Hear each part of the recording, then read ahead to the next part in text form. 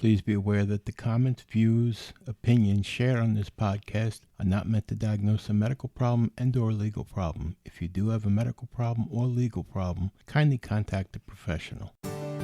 Welcome to An Apple a Day, a podcast, a resource, a community.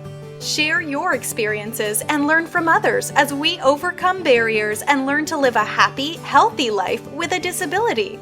Welcome to the community. Here's your host, Jimmy Apple. Welcome to another episode of An Apple a Day. I'm your host, Jimmy Apple. An Apple a Day is brought to you by www.famousapple.com. Famousapple.com is the home site for this podcast. So if you get a minute, go over there, check us out, www.famousapple.com. And if you'd like to get a hold of me, you can email me at jimmy@famousapple.com. Email me. I'd love to hear from you. I answer all my emails. So, how you doing today, my friends? You doing good? You feeling better than you did yesterday? You feeling stronger? Good. I'm glad. I hope you're still doing everything the doctor's telling you to. I know how it is.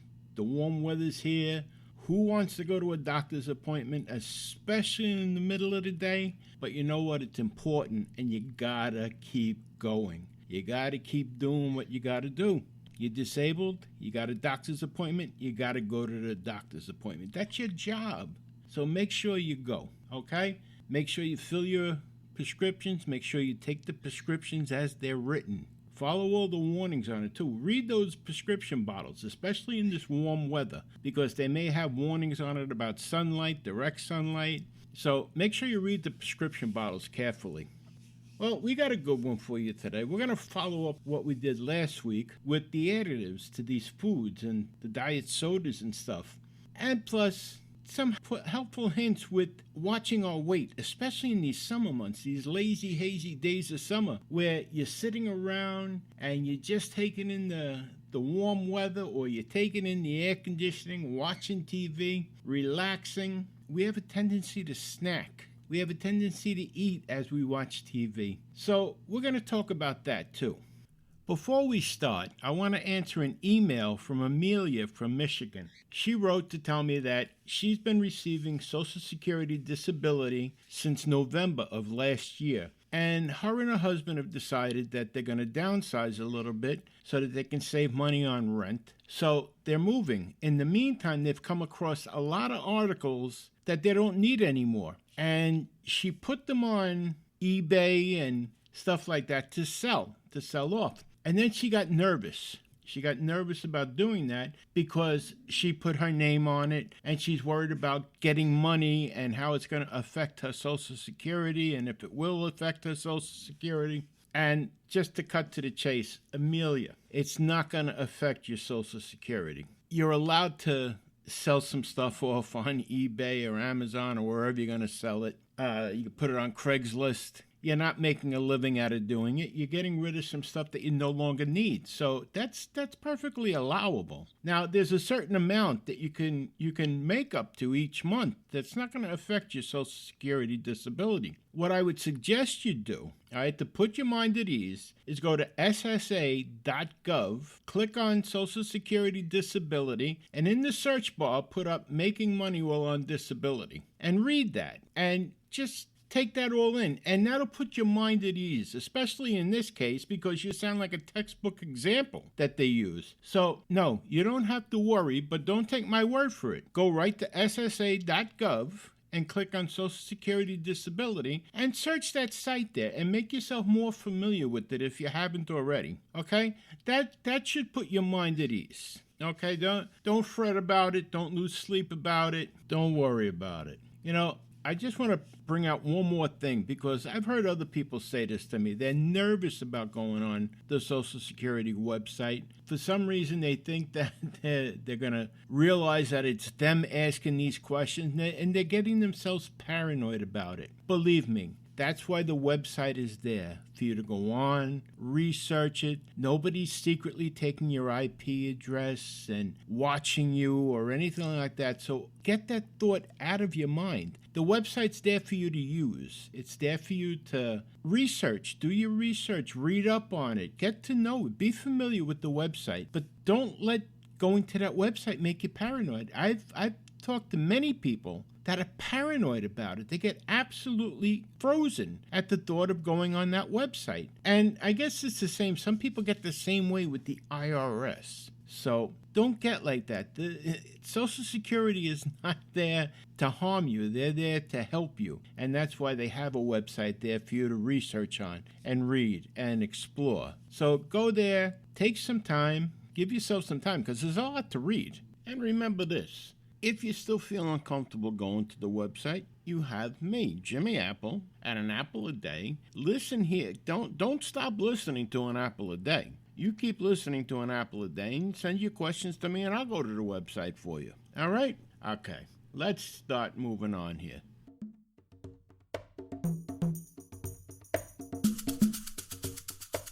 All right. Last time we were talking about these diet drinks, these diet sodas, and the additives in the diet sodas that can do harm to you. Or right after the podcast came out, in the New York Post, there was an article that came out that weekend, and it's about a new study that sounds the alarm over artificial sweeteners. That's right. They're talking about that sweetener. You've heard the name aspartame. You've heard it, I'm sure. It's been around for a while. And it's used in a multitude of things, everything from diet sodas to chewing gum to diet candy to baking, you name it. But this article is pretty interesting, and I wanna share this with you. It says it's not such a sweet deal, this aspartame. Experts from the University of Sussex are sounding the alarm over aspartame, an artificial sweetener used in everything from diet soda to chewing gum. In the U.S., it is commonly sold under the brand name NutraSweet. A new academic paper from Professors Eric Millstone and Elizabeth Dawson say a European Food Safety Authority review declaring aspartame safe in 2013 was flawed.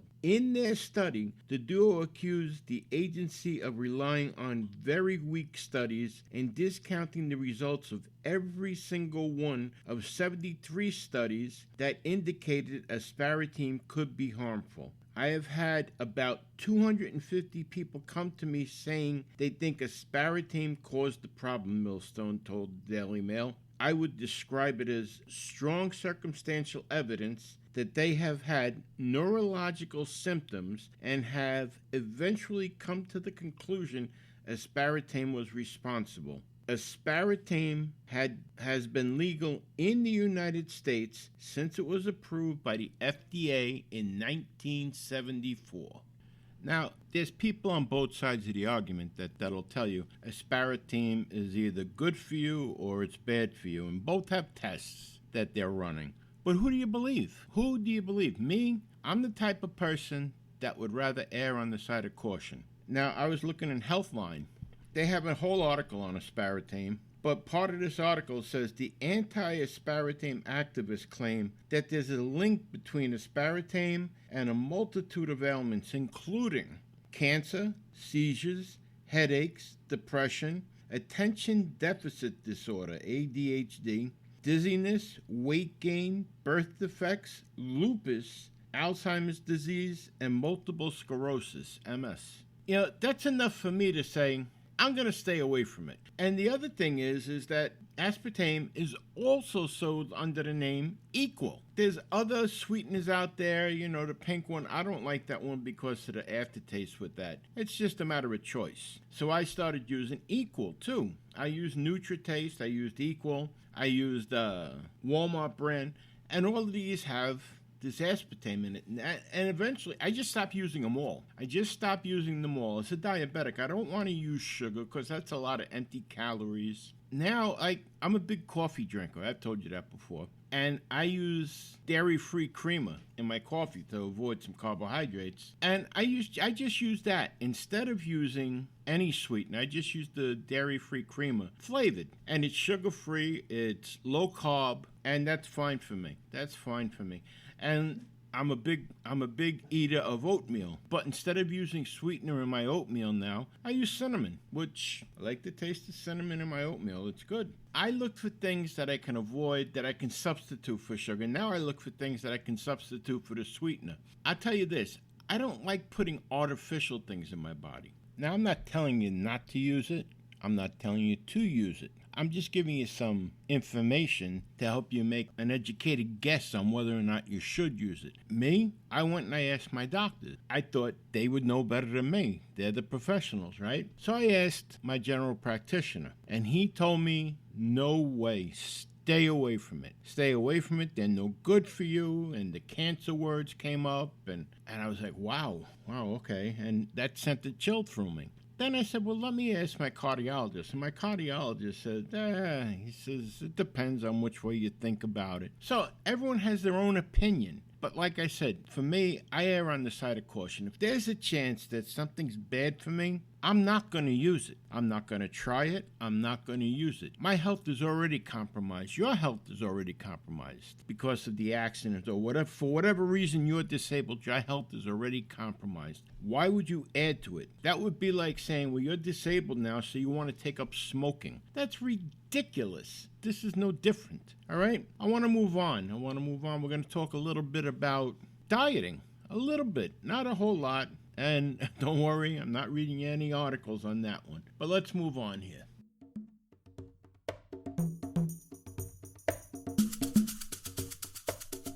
You're sitting on the couch. You're watching Jerry Springer. You're eating that cold pizza left over from last night. You got a bag of potato chips sitting on the side there. You're drinking a bottle of soda. Got that prop down on the floor. And you're eating, you're munching, you're swallowing that soda, you're washing it down. And all of a sudden you notice there's only like a mouthful of soda left in the bottom of the bottle, and you're starting to nurse it because you don't want to have to get up to go get another bottle of soda. But eventually you do, so you finish off that soda, you get up, you go to the refrigerator, get yourself another bottle of soda. Hey, there's cookies on the counter, so you grab two. They're small. Grab three. You need something for the walk back to the couch. You get back to the couch. You sit down, pick up that pizza, and continue where you left off. Sound familiar? If you tell me no, I know you're lying. Because every one of us that have become disabled at one point or another has done that. And every one of us at one point or another that have become disabled has put on more weight than we ever thought possible. And that's just because our behavior changed. We're home. We have no place to go. We're sedentary. Maybe the doctor told us we have to stay off our feet. And there we are. We have nothing else to do but sit and eat. I know I did. I know that happened to me. I put on a boatload of weight. And it happens to everybody, and it's nothing to be ashamed of. It just happens. And you say, oh my God, I put on so much weight. Now how am I ever going to get rid of it? People look at you and you're saying, well, I can't help it. Here, that's the mistake you make. That's the mistake. Yes, you can help it. All right, and don't get me wrong. I'm not faulting you. I'm not trying to make you feel bad. I'm just giving you a suggestion here. If you go to Weight Watchers, the main principle of Weight Watchers is behavior modification. That's their secret. There's no magic pill. All of these magic pills, that's a bunch of hooey. That's a bunch of nonsense. It's a bunch of bullshit. There's no magic pill that's going to make you lose weight. There's no special drink that you can drink that's going to make you lose weight. The only way you're going to lose weight is to modify your behavior, eat less. The magic exercise, you see all these guys on TV. This exercise will tighten up your buns and tighten up your abs. The biggest exercise you can do is push away from the table. Push the food away from you. That's your biggest exercise. But behavior modification, that's the secret to losing weight.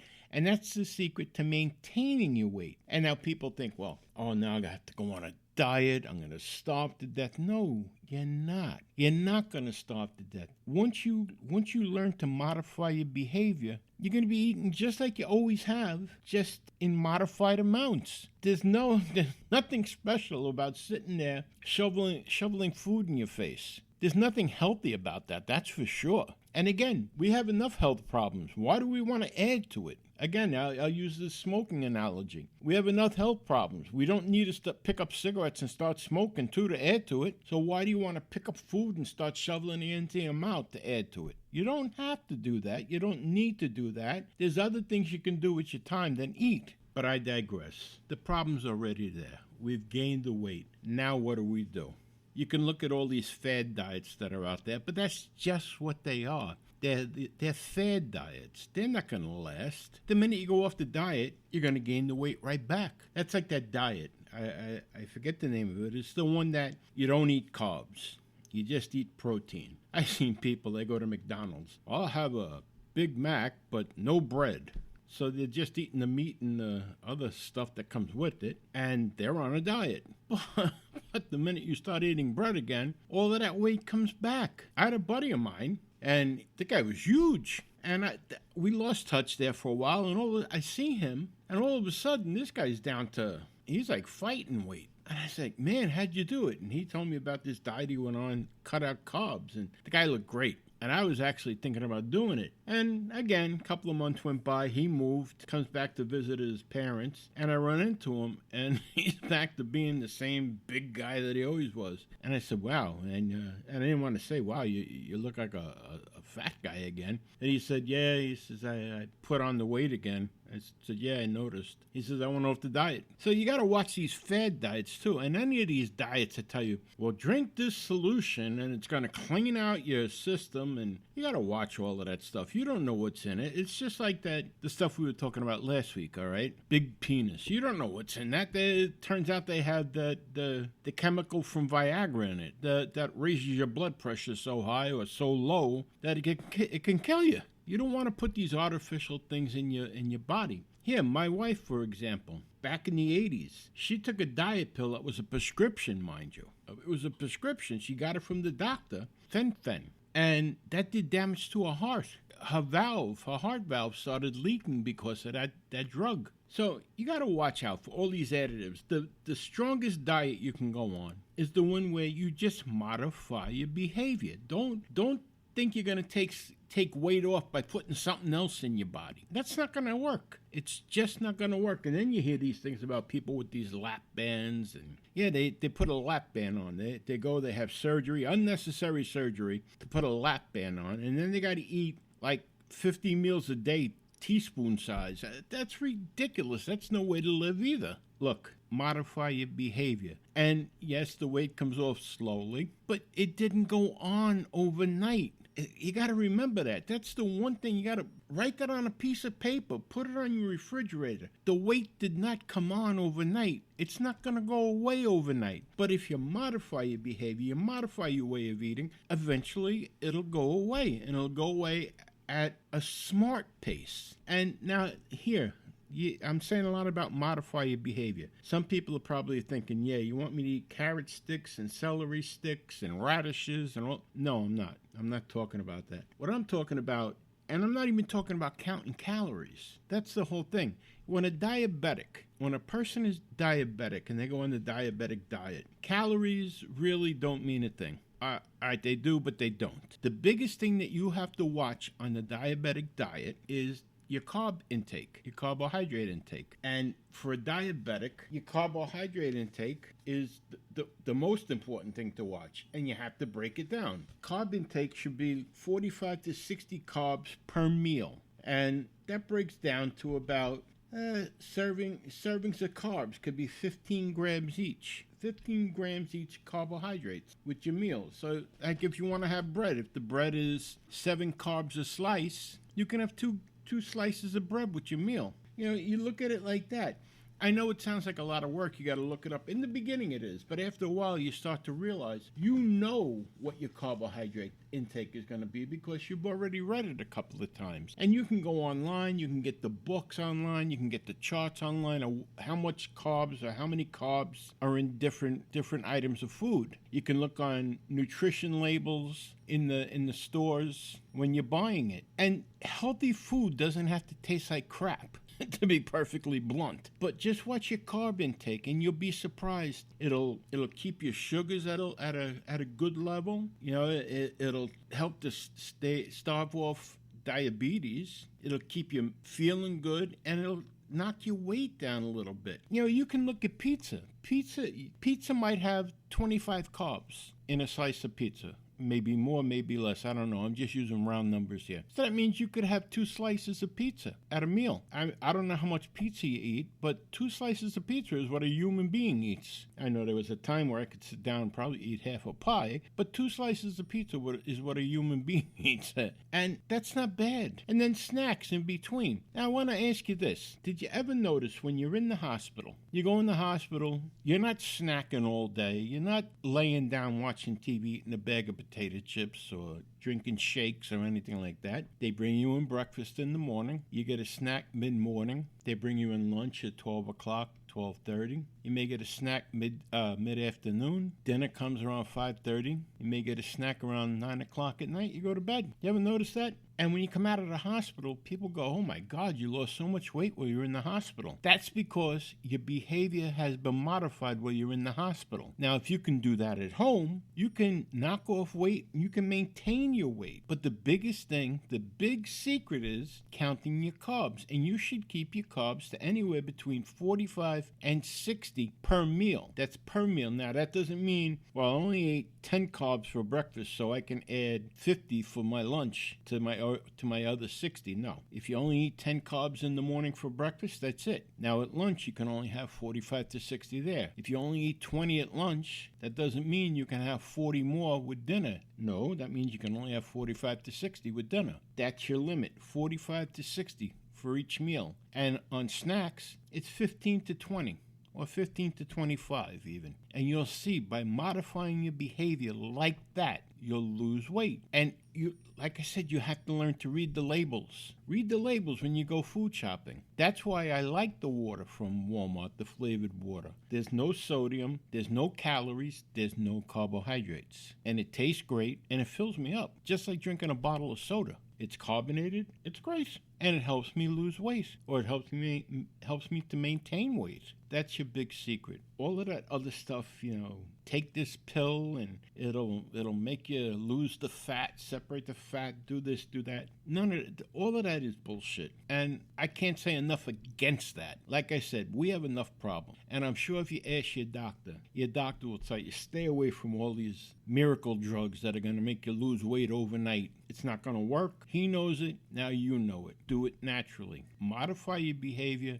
You'll see how quick you lose weight. You see how easy it'll be to maintain your weight and how much better you're going to feel. One more thing though, like everything else, before you start any new diets or change anything, make sure you check with your doctors first. Always check with your doctor before you change anything with diet or anything. All right, my friends, thank you very much for stopping by today. I appreciate it. We'll talk again on Friday. Have a great weekend, and I'll see you then. And remember this, no matter what, things can always be worse. That's right. Right now, there's somebody somewhere striving to get to where you're at. So things can always be worse, my friends. You've been listening to An Apple a Day. My name is Jimmy Apple. Take care, my friends.